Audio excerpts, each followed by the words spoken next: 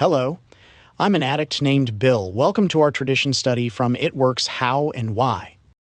Don't forget to check out our Facebook page, NA Tradition Study Group. This is Tradition 7. Every NA group ought to be fully self-supporting, declining outside contributions. The seventh tradition adds further clarity to our group's public relations. Tradition 6 cautioned us against funding other organizations lest problems of money, property, or prestige divert us from our primary purpose. Tradition 7 encourages us to decline funding from other organizations for the same reason, to maintain our group's focus on its primary purpose. By paying our own expenses, we remain free to carry our own message. We encourage every NA group to be fully self-supporting. We also recognize that many meetings don't start that way. Some meetings are started by one or two NA members who want to help carry the message to other addicts. Frequently, such members pay rent and buy literature for these meetings out of their own pockets. Sometimes they're given help by established NA groups or by the nearest area committee. Either way, it may take some time before a new meeting is able to stand on its own feet. Other meetings, for instance, many institutions are started by non-member professionals who've become acquainted with the Narcotics Anonymous program. Wanting to provide their clients with access to what NA has to offer, these professionals set a time, find a room, buy some literature, give a group booklet to the addicts who've gathered, and help them start a meeting. After some exposure to the principles underlying the NA program, these recovering addicts begin taking responsibility for their meetings themselves. How a meeting is begun is not nearly so important as how it grows. Our experience is that once a meeting is established, it gathers momentum. The meeting begins attracting a group of addicts who attend on a fairly consistent basis. These addicts share their experiences with one another and help each other better understand NA's principles of recovery. At this point, the meeting becomes more than just an event. An NA group has evolved from the meeting, complete with members. With the evolution of an NA group, its members committed to supporting one another, the group as a whole is ready to take full responsibility for its obligations. Many of us think of the seventh tradition as the money tradition. While we have come to associate this tradition of self-support with the funds we contribute, the spirit of the seventh tradition goes much farther than that. Whatever a group needs to fulfill its primary purpose should be provided by the group itself. The question then is, what does a group need? First and foremost, it needs a message to carry, and that it already has. In the course of its evolution, the group has attracted members who've proven to one another that an addict, any addict, can stop using drugs, lose the desire to use, and find a new way to live. Without that message, the group has no reason to exist. With it, an NA group needs little more. Beyond that, the needs of the group are simple. Groups need to rent meeting places where their members can gather and where newcomers can find them. Most groups find it important to buy NA literature, which they make available at their meetings. The expenses associated with these things may be substantial, yet most groups can meet such expenses by passing the hat. After paying their basic expenses, most groups contribute to the NA boards and committees that serve them. Phone lines, meeting lists, NA literature, H&I, panels, and public information presentations all benefit the group. That's why service contributions are just as surely a part of a group's self-support obligation as the rent for its meeting room. Like the groups, NA service boards and committees decline contributions from sources outside the fellowship. Unlike the groups, however, our service boards and committees are not themselves fully self-supporting. They have been created to help the groups fulfill their primary purpose more effectively, and they depend on group contributions for the money they need to do their work. To fulfill its purpose, the group also needs some things that don't cost a penny. A group needs someone to open its meeting room, set up the chairs, and prepare the literature table. In some groups, a member offers to prepare refreshments, helping establish a hospitable environment for the newcomer. Most importantly, a group needs the consistent commitment of its members to show up and take part in its meetings. Upon that commitment rests the group's stability. Without it, no group can survive long. From the commitment of its members, the group also draws its ability to carry our recovery message. Group service and active group membership are two vital contributions to group self-support. Contributions that don't cost any money at all. As simple as a group's needs are, a group's decision to become fully self-supporting does not usually require the commitment of extensive amounts of its members' money, time, or other resources. If a group is having problems sustaining itself, it may want to ask itself some questions. What is our primary purpose, and how do we fulfill it? What does our group need to fulfill its primary purpose? Have we confused our wants with our needs? When a group's sense of its needs have become unreasonable, the simplicity of the fifth tradition can help deflate those needs to their proper size. But what if a group is still unable to pay its own way, even after examining its understanding of the fifth tradition? Tradition 7 tells our groups that they should not seek outside contributions. But why not? What considerations keep us from seeking money outside the NA fellowship? First, the group will want to consider its identity as a part of the Fellowship of Narcotics Anonymous. Recovery in NA is very different in a number of ways from our using. When we were using, many of us took whatever we could from whomever we could as often as we could. Our group's decision to become fully self-supporting, declining outside contributions, reflects the new way our members are living in recovery. Rather than taking what we want or need from others, we are paying our own way. The group will also want to examine its identity as a group. When we were using, most of us looked out for ourselves and ourselves alone, not giving any thought for one another's welfare. An NA recovery group, on the other hand, is founded on its members' commitment to one another. Many of us have tried to find a way of making it on our own, but without success. We found we need one another to survive and to grow. The NA group is both the expression and the fulfillment of that need we have for one another's support. An NA group reinforces the solidarity of its members and the foundation of their continued recovery by declining outside contributions. All right, we say, our group has made a commitment to become fully self-supporting. But what if the money we collect from passing the hat still isn't sufficient to meet our needs? What if we sold some t-shirts or jewelry to raise some cash or held a dinner and asked for a donation at the door? Perhaps the energy our members put into such activities could be turned into the money we need to pay our bills. On the face of it, there doesn't seem to be any contradiction between the seventh tradition and these kinds of money-raising activities. Before engaging in such activities, however, the group might want to ask itself some questions.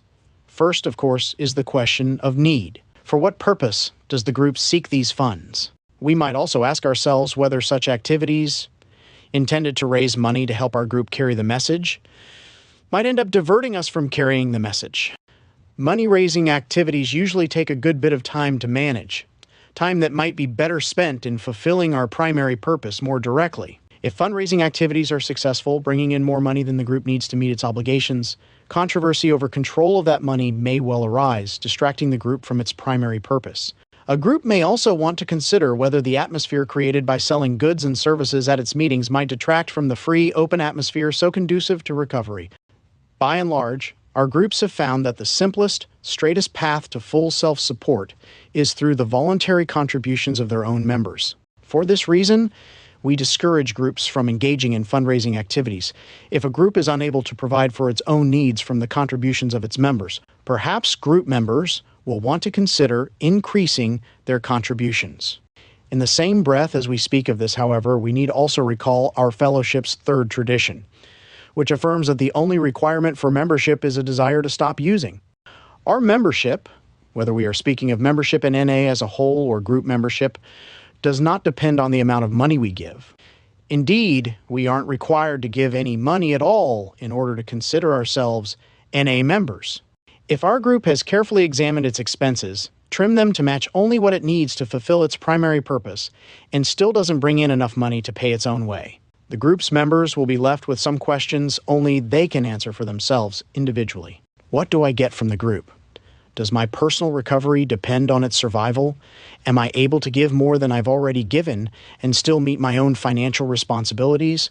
At the same time, as we consider our levels of personal contributions to the group, we should remember that Tradition 7 speaks of the group as being self-supporting, not of one or two well-off group members paying all the group's expenses or doing all its work. Later, in the chapters on Traditions 9 and 12, we will look at rotating leadership as a way to keep a group, service board, or committee from becoming a mere extension of one or two members' personalities.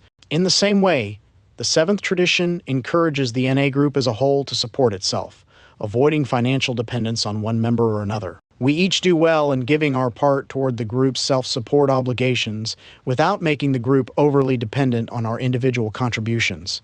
In the end, our individual decisions and group commitments are entirely up to us because we are the ones who have to live with them. However, certain lines from our white booklet, written in reference to the 12 steps, seem to apply equally to the observance of the seventh tradition, indeed to all the traditions. If you want what we have to offer and are willing to make the effort to get it, These are the principles that made our recovery possible. If we want what the group has to offer us individually, and if our group wants to reap the benefits associated with self-support, we will practice the principles that make those things possible. Applying spiritual principles.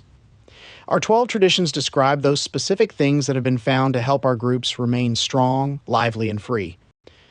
Underlying the specifics of our traditions, however, are dozens of spiritual principles, any one of which could be applied to almost any of the 12 traditions. This broad field of principle is the ground upon which the traditions have grown. The more we cultivate this ground, the stronger our understanding and application of each of the traditions themselves will be. Some of the principles which will strengthen our appreciation of the seventh tradition are gratitude, responsibility, faith, integrity, anonymity, and freedom. The gratitude we speak of in regard to Tradition 7 is like the collective sense of direction the second tradition talks about. It is the gratitude of the NA group as a group. When NA members gather to share their recovery, they generate a sense of gratitude among themselves. They are grateful the group exists and want it to continue to be there for them and for the members yet to come. The gratitude of the group speaks in part through the group's collective commitment to support itself, the group's decision to become fully self-supporting. Declining outside contributions reflects the group's sense of responsibility for itself. In recovery, we discard the illusion that the rest of the world is responsible to take care of us. Rather, we take due pride in caring for ourselves. Individually, we demonstrate our newfound maturity by accepting the weight of our own burdens. Collectively, we demonstrate our maturity by accepting responsibility for our group, neither seeking nor accepting outside contributions. The burden of responsibility, however, may seem unbearable without an appreciation for the simplicity of the group's needs. The commitment to become self-supporting is not a commitment to raise vast sums of money to fulfill sweeping programs. Rather, the group determines it will muster the few basic resources it needs to fulfill its simple primary purpose, to carry the message to the still suffering addict. The ideal of simplicity, when applied to Tradition 7, helps our groups avoid the heated conflicts that often arise over the control of great resources. Problems of money, property, and prestige need not divert our groups from their primary purpose when the simplicity of that purpose and of our needs is kept squarely in focus. In understanding the principles underlying the seventh tradition, practical simplicity walks hand in hand with our faith in a higher power. So long as we take our direction from that power, our needs are met. Likewise, the decision to decline outside contributions, meeting the group's needs from the group's own resources, is based firmly in faith. So long as our group remains devoted to fulfilling its primary purpose, its needs are met. As members of an NA group, we have made a commitment to support one another in our recovery. Our group's commitment to become fully self-supporting reflects the group's integrity, its faithfulness to its fundamental identity.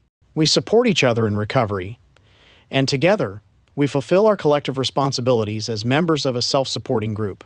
The anonymity we exercise in accepting our group responsibilities reflects our integrity. The anonymity of the seventh tradition means more than just contributing anonymously, without thought of recognition, though of course it does involve that. Anonymity in the context of tradition. 7 also means that all the contributions of a group's members are important. Money put in the basket, time put into setting up the meeting room, energy put into making newcomers welcome, all are part of the responsibility of the group. And all are equally important contributions to the self-supporting NA group. Our anonymity, our integrity, our faith, our sense of simplicity, our acceptance of responsibility, our gratitude together, all these things spell freedom. By encouraging our group to pay its own way, the seventh tradition gives our group the freedom to share its recovery as it sees fit, not obligated to outside contributors. Further, it gives our group the freedom that comes from inner strength, the strength that develops through applying spiritual principles. By making the decision to become fully self-supporting, our NA group assures that it will always have the resources it needs to survive and continue fulfilling its primary purpose.